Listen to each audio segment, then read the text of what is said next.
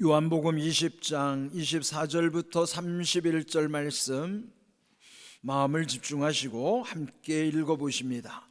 12제자 중에 하나로서 디드모라 불리는 도마는 예수께서 오셨을 때에 함께 있지 아니한지라. 다른 제자들이 그에게 이르되 우리가 주를 보았노라 하니 도마가 이르되 내가 그의 손에 못자국을 보며 내 손가락을 그 못자국에 넣으며 내 손을 그 옆구리에 넣어보지 않고는 믿지 아니하겠노라 하니라. 여드레를 지나서 제자들이 다시 집 안에 있을 때에 도마도 함께 있고 문들이 닫혔는데 예수께서 오사 가운데 서서 이르시되 너희에게 평강이 있을지어다 하시고 도마에게 이르시되 내 손가락을 이리 내밀어 내 손을 보고 내 손을 내밀어 내 옆구리에 넣어보라. 그리하여 믿음 없는 자가 되지 말고 믿는 자가 되라. 도마가 대답하여 이르되 나의 주님이시요 나의 하나님이시니이다. 예수께서 이르시되 너는 나를 본고로 믿느냐? 보지 못하고 믿는 자들은 복되도다 하시니라. 예수께서 제자들 앞에서 이 책에 기록되지 아니한 다른 표적도 많이 행하셨으나 오직 이것을 기록함은 너희로 예수께서 하나님의 아들 그리스도이심을 믿게 하려 함이요 또 너희로 믿고 그 이름을 힘입어 생명을 얻게 하려 함이니라. 아멘. 지난 주일 부활절, 또 우리의 부활의 소망을 안고 4월 첫 번째 주일 오늘을 이렇게 맞이했습니다. 예수님이 부활하셨다는 사실을 그 당시 사람들, 물론 오늘 우리에게도 마찬가지지만 그 부활을 믿는다는 것은 쉽지 않아요. 복음의 핵심은 예수님의 십자가 사건과 부활 사건이죠. 그렇다면은 십자가 사건은요 상대적으로 믿기가 쉽죠. 누구나 인생은 죽기 때문에 십자가에서 죽든지 어디에서 죽든지 죽었다는 사실을 믿는 것은 어렵지가 않아요. 그런데 죽었다가 다시 살아난다는 것을 믿는다는 것은 쉽지가 않죠. 우리 인생은 누구든지 다 살기 위해서 태어났어요. 그런데 결국 죽을 수밖에 없는 것이죠. 그러나 예수님은 우리의 죄를 대속하시기 위하여, 즉 죽기 위하여 오셨지만은 부활하셔서 영원히 살아나신, 그리고 영원한 삶을 우리에게 알려주신 거예요. 우리는 살기 위해 태어났는데 죽을 수밖에 없지만 예수님은 죽기 위하여 오셨는데 영원한 삶을 우리에게 열어주셨다는 것이 얼마나 귀한 일입니까? 이렇게 우리에게 있어서는 부활이라고 하는 사실을 참으로 믿기 어려운 것은 지금 우리에게도 마찬가지지만은 예수님 부활하신 당시에 제자들도 마찬가지였어요. 오늘 읽은 본문에 보면은 부활하신 예수님이 제자들에게 나타나 주셨습니다. 그런데 공교롭게도 그 자리에 도마라고 하는 제자는 없었습니다. 그리고 나중에 부활하신 예수님을 만났던 제자들이 이 도마에게 그 사실을 말해줬을 때 도마는 그걸 믿을 수가 없는 것입니다. 물론 오늘 이 말씀 속에 도마는 의심을 품었다가 다시 부활하신 주님을 믿는 계기가 있었습니다. 역시 우리에게도 이 믿음이라고 하는 것이 십자가와 부활에 대한 이 믿음을 우리는 확실히 가져야 되는 거예요. 그래서 오늘은 이 제목을 맹신, 미신, 불신, 확신이라고 정했습니다. 그는 믿음과 관련이 있기 때문이에요. 여기에 네 가지 다 신으로 끝나는 단어들은 그 한문으로 신자가 믿을 신자, 믿음과 관련된 일이란 말이죠. 그렇다면 이렇게 믿음의 네 가지 유형이 사실 우리에게도 다 관련이 있어요. 먼저 맹신이라 하는 것은 한문으로 맹이라는 게 눈을 감는다는 뜻이에요. 그래서 앞을 못 보는 분을 이제 맹인이라고도 일컫기도 하잖아요. 그런데 맹신이라는 것은 눈을 감고 믿는 것처럼 옳고 그름을 가리지 않은 채 덮어놓고 믿는 믿음을 맹신이라 합니다. 왜 그럴까요? 로마서 1장 20절을 보시면은 창세로부터 그의 보이지 아니하는 것들 곧 그의 영원하신 능력과 신성이 그가 만드신 만물에 분명히 보여 알려졌다고 말씀하십니다. 하나님이 창조하신 피조물 세계에는요 하나님의 흔적이 담겨 있고 그 속에 하나님의 영원하신 능력뿐만 아니라 신성은 하나님의 성품이죠. 그래서 이 만드신 피조물을 마치 신처럼 착각하기 쉽게 되어 있어요. 그래서 그저 뭐든지 그냥 무조건 신처럼 보이는 것에 대해서는 아예 판단도 하지 아니하고 눈을 감고 믿듯이 덮어놓고 믿는 믿음, 이걸 일컬어서 맹신이라 하는 것이죠. 또 다른 믿음의 형태가 있어요. 미신입니다. 미신의 이 한문의 미자는요 미혹한다는 것, 속인다는 것이죠. 그러면 이 속아서 믿는 거짓 믿음을 미신 또는 그거를 확실한 줄로 착각하면서 잘못된 확신을 일컬어 미신이라는, 그 까닭은 로마서 1장 23절처럼 썩어지지 아니하는 하나님의 영광을 썩어질 사람 또는 새나 짐승이나 기어다니는 동물 모양을 우상으로 바꾸어 버린 거예요. 우상이라는 것은 하나님 아닌 것을 하나님으로 착각하는 걸 우상이라고 그러잖아요. 그런데 하나님 영광을 우상으로 바꾸어 버렸다는 것은 속였다는 거예요. 왜 속을까요? 무지하기 때문에. 무지라 함은 지혜가 없으면 속을 수밖에 없습니다. 그것도 문제지만 그보다 더 큰 문제는 속이는 주체가 있기 때문에 속는 거예요. 그 속이는 주체를 일컬어서 마귀라고 그래요. 요한복음 8장 44절에 보면은 너희 아비 마귀는 거짓말쟁이요 거짓의 아비라고 예수님이 말씀하셨어요. 그러나 이 마귀는요 속이는 명수예요. 또 하나님 흉내내기를 참 잘해요. 그래서 여기에 온갖 썩어질 사람, 우리도 다 썩어질 사람이죠. 그런데 어떤 사람은요 마치 그가 신처럼 신격 우상화하는 사람들이 있어요. 주변에 이단의 교주들은 대부분 다 자기를 신격화해가지고 그렇게 우상으로 바꿔버린 그 썩어질 사람임에 분명한데 그를 마치 하나님처럼 착각하게 하는 거예요. 바꿔버린 거예요. 뿐만 아니라 새나 짐승이나 기어다니는 동물들을 우상으로 바꾸는 것, 이거 속이는 것을 누가 하는가? 그게 마귀가 하는 거예요. 마귀를 추종하는 졸개들을 일컬어서 우리가 흔히 귀신들이라고 하는 거예요. 그러니까 주변에 귀신들을 이용하는 무당이나 점쟁이들이나 이런 모든 사람들은 우리를 속이는 귀신들의 영향 속에 살아가는 거란 말이에요. 이렇게 지혜가 없는 우리들에게 속이는 주체 마귀는 우리를 깜짝같이 속이는 거예요. 그래서 우리 주변에 온갖 미신의 현상들이 얼마나 많은지 몰라요. 그래서 여러분 이거 조심해야 되는 거예요. 그러면 이 맹신도 미신도 왜 문제인가? 맹신이나 미신에 빠지게 되면 우리의 영혼이 좀먹게 되는 거예요. 그래서 큰일인 것이죠. 그렇다면 이런 맹신, 미신, 그것과 또 세 번째 어떤 믿음의 형태가 있을까요? 불신이라는 거예요. 불신은 아예 믿지 않는 것, 또 믿을 수 없기 때문에 로마서 1장 28절을 보면요 또한 그들이 마음에 하나님 두기를 싫어하며 하나님께서 그들을 그 상실한 마음대로 내버려 두신다고 그러셨습니다. 하나님 두기를 싫어하는 그 마음 속에는 늘 의심하는 불신이 생길 수밖에 없어요. 이렇게 불신에 집착할 때에 결국은 하나님도 상실한 마음대로 버려두신다. 내버려둔다는 건 방치하겠다는 거예요. 상실은 뭘까요? 그 안에 믿음을 잃어버린 마음이기 때문에 그 안에는 하나님 두기를 아예 싫어하는 그 불신으로 살아가는 사람들이 주변에 많죠.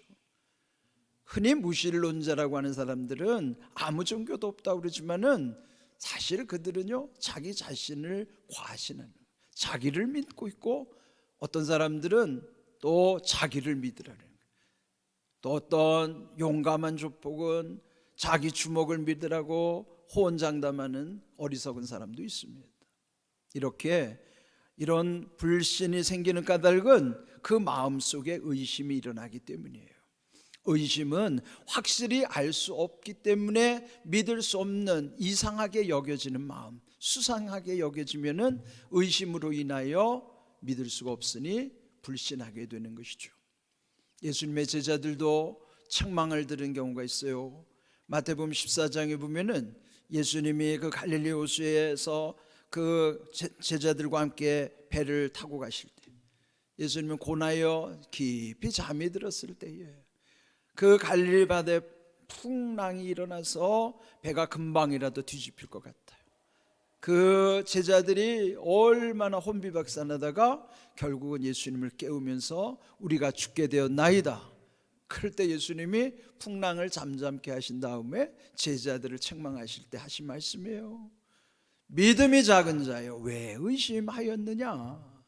그러니까 의심이 일어나는 여러 가지 현상 중에 하나는요, 믿음이 작을수록 의심이 많아진다는 거죠. 되게 우리 보면은 믿음이 없으면 의심이 생길 수밖에 없는 상황이에요. 그러면 의심이 무조건 나쁜 것일까요? 나쁜 건 아니에요. 의심해야만 미신에 빠지지 않기 때문에 의심 자체가 나쁜 건 아니죠. 다만 의심에 집착하다 보면은 진짜 믿음을 얻을 수가 없는 게 문제예요. 그렇다면은 이런 의심을 건너서 확신에 이르려면 어떻게 해야 될 것인가? 데살로니가전서 1장 5절을 보시면은 확신에 대해서 말씀하셔요. 이는 우리의 복음이 너희에게 말로만 이른 것이 아니라 또한 능력과 성령과 큰 확신으로 된 것임이니라. 여기에 큰 확신이 어디 속에 있냐면 복음 속에 담겨 있다고 하는 것이죠.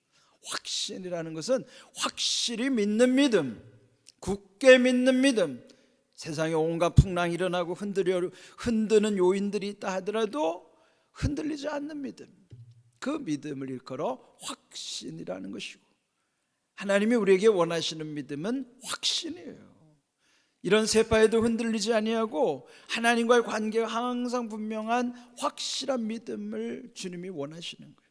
그런데 그 확실한 믿음은 어디에 있는가? 복음 속에. 그는 말로만 전해진 복음이 아니라 복음이 능력이고 복음이 성령의 역사이요, 복음 안에는 큰 확신이 있다는 거예요. 그러면 우리가 확실한 믿음에 걸리면 어떻게 해야 될까요? 성경의 중심에 서야 되는 거예요. 말씀에 설 때만이 우리의 믿음이 확실한 믿음, 확신에 이를 수 있음을 말씀합니다. 오늘 읽은 이 도마라는 제자도 마찬가지예요. 그래서 결국은 그가 부활하신 주님을 믿을 수가 없어서 그가 의심과 불신 가운데 이렇게 고백하죠. 25절, 내가 그의 손의 못자국을 보며 내 손가락을 그 못자국에 넣으며 내 손을 그 예수님 옆구리에 그 창자국에 넣어보지 않고서는 믿지 아니하겠노라. 그게 뭐예요? 의심이요 불신이란 말이에요.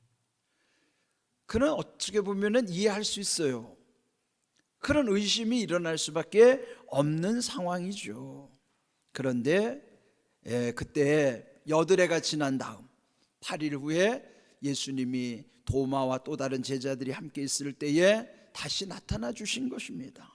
그리고 도마가 말한 대로 예수님은 이렇게 말씀하십니다. 27절을 보면은 도마에게 말씀하기를 내 손가락을 이리 내밀어 내 손을 보고 내 손을 내밀어 내 옆구리에 넣어보라. 그리하여 믿음 없는 자가 되지 말고 믿는 자가 되라. 그러는 거예요. 예수님이 다 듣고 계신 거예요. 8일 동안이나 기다리시다가 8일 만에 다시 나타나셔가지고 그 도마의 의심을 풀어주시느라고 직접 다 보여주시고 만족해 하시고 그렇게 하신 것이죠. 그러면서 그 다음에 이 도마가 달라진 거예요. 의심에 사로잡혀 있고 불신 속에 있던 도마는 마침내 예수님을 향하 이렇게 고백하는 거예요. 28절을 보면 도마가 대답하여 이르되 나의 주님이시오 나의 하나님이시니이다. 그 예수님이 나의 주님 나의 하나님, 주님이란 뜻은 나의 주인이 되시는 것이고, 그 예수님은 하나님의 아들로 오셨지만은 하나님의 아들이신 예수님도 하나님이라는 사실을 그가 고백하는 거예요.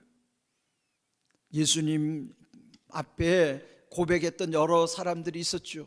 베드로도 주는 그리스도시요 살아계신 하나님의 아들입니다 라고 고백했었지만은 사실은 도마의 고백이 더 위대한 고백이에요. 나의 하나님이라고 고백한 거예요. 근데 이게 왜 중요할까요?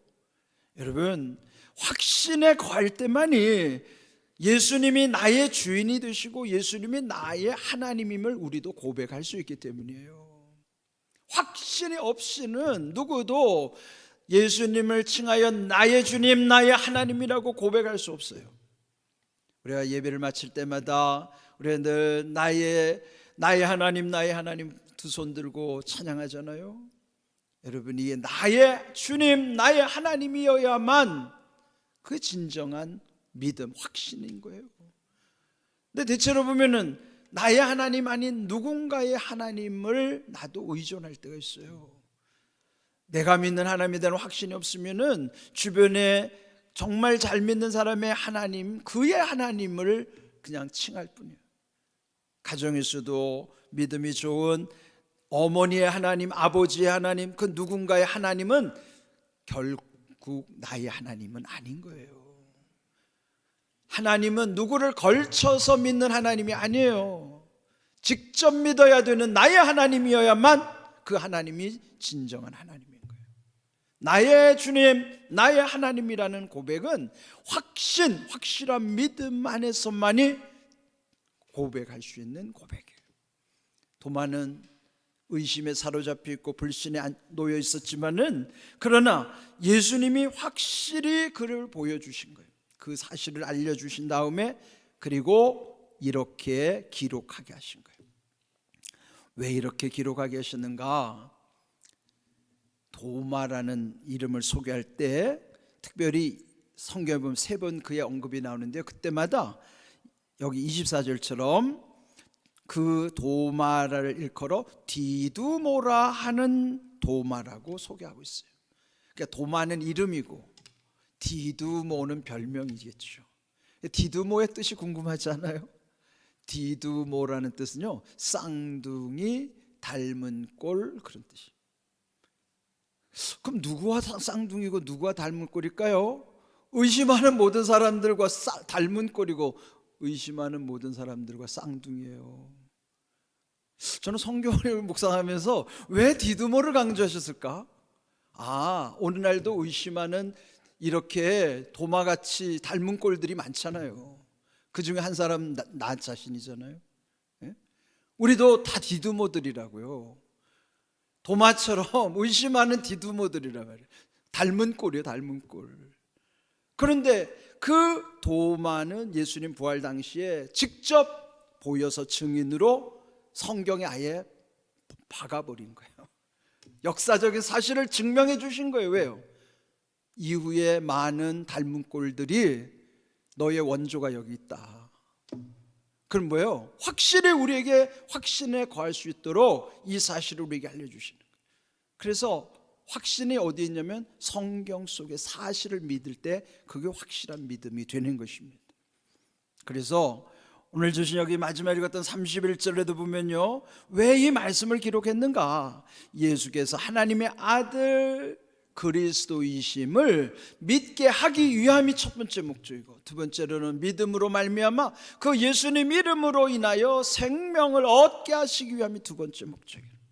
성경을 기록한 목적, 여기에 이 도마, 디두모라고 하는 도마 닮은 꽃 오늘의 디두모인 우리들에게 확실한 믿음을 갖게 하기 위해서 여기에 그 예수님 믿게 하려고, 그 예수님 이름 힘입어 생명 얻게 하려고 이 사실을 증언해 놓은 거예요. 그럼 오늘 이 말씀 속에서 오늘 우리들을 향한 주님이 이미 계획하심을 깨닫게 되는 것이죠. 그렇다면은 이렇게 확실한 믿음을 얻을 비결이 뭘까요? 갈라디아서 5장 10절 보면은 바울이 말씀합니다. 나는 너희가 아무 다른 마음을 품지 아니할 줄을 주 안에서 확신하노라. 주 안에서 확신한다. 확신은 주 안에서만이 확신할 수 있는 거예요. 우리가 확실한 믿음, 확신을 얻으려면은 먼저 말씀한 것처럼 그 복음 안에 그 말씀의 중심에 섰을 때 거기에 큰 확신이 있고, 또 우리 일상에서는 주님 안에, 예수님 안에서 살아갈 때에 우리의 믿음이 흔들리지 아니하고 확실한 믿음, 확신에 거할 수 있음을 말씀해 주시는 거예요. 확신을 얻는 비결은 두 가지를 여기서 강조하는 거예요. 복음 안에 있고 예수님 안에 있고, 그럴 때만이 맹신도 미신도 불신도 아닌 확신에 거할 수 있음을 말씀해 주는 거예요.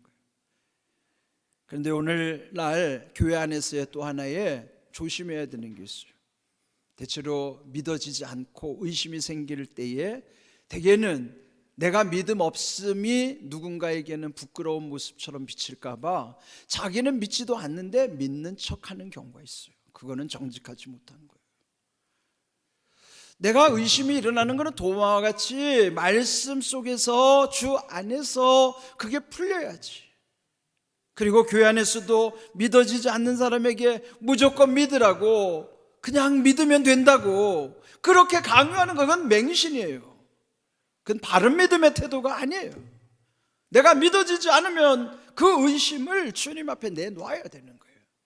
그리고 오늘 여기에 확신을 얻는 비결처럼 그 복음 안에서 큰 확신을 주시겠노라고, 주 안에서 확신을 하게 하시겠노라고 그 약속을 믿고, 오늘 우리의 삶 속에서도 복음 안에서, 주 안에서 확실한 믿음을 얻을 수 있음을 먼저 우리가 인정해야 되는 거예요. 그리고 그 확실한 믿음 안에 거할 때에 그때 비로소 복음의 지혜와 복음의 능력이 우리 가운데 흘러오게 하시는 거예요. 맹신의 능력이 나타나지 않습니다. 미신은 속는 겁니다.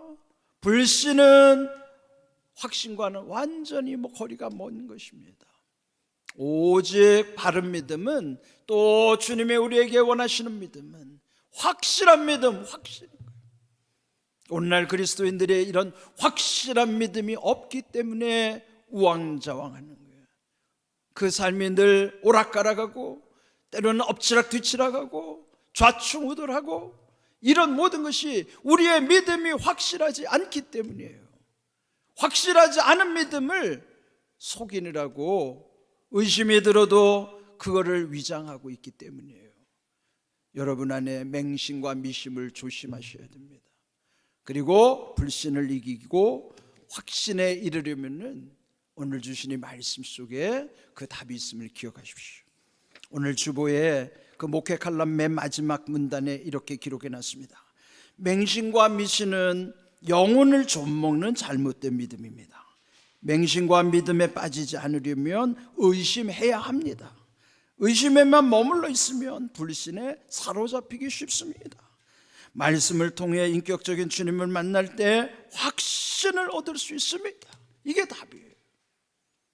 의심이 나쁜 거 아니에요. 그러나 의심에만 머물러 있으면은 결국 그 불신에 사로잡힐 수밖에 없습니다. 의심의 강을 건너려면은 오늘 주신 말씀 속에, 이 말씀 속에서 주님 안에 있을 때, 주님을 만날 때 확실한 믿음을 얻을 수 있음을 먼저 인정하시고, 그렇게 여러분이 순종하셔야 돼요.